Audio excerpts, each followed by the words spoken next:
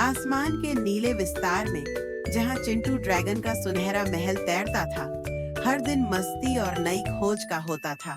एक दिन जब चिंटू बादलों पर छलांग लगाकर खेल रहा था, उसने आसमान से गिरती हुई एक चमकती हुई चीज देखी।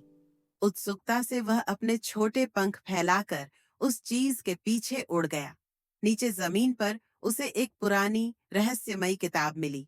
किताब सुनहरी धूल से ढकी थी और उस पर लिखा था, जादुई किताब, खोए हुए रहस्यों की गाथा। चिंटू की आंखें चमक उठीं।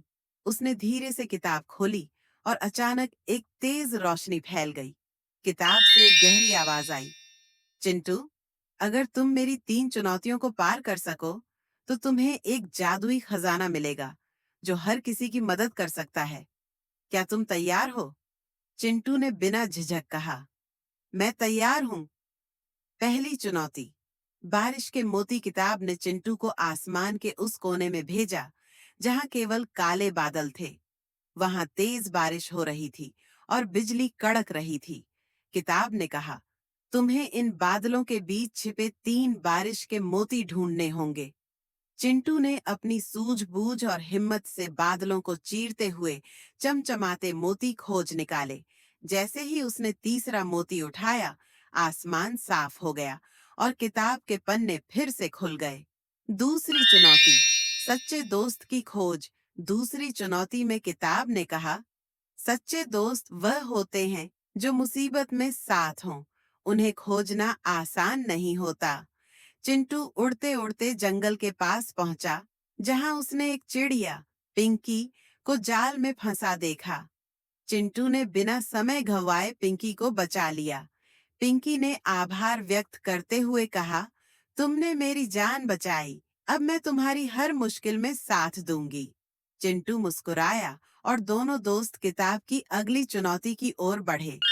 तीसरी चुनौती, जादुई खजाने की खोज। आखिरी चुनौती में किताब ने चिंटू और पिंकी को एक डरावनी गुफा के पास पहुंचाया।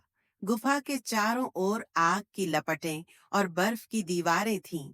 किताब ने कहा, इस गुफा के अंदर जादुई खजाना छिपा है, लेकिन इसे पाने के लिए तुम्हें अपनी बुद्धि और दोस्ती की ताकत का इस्तेमाल करना होगा।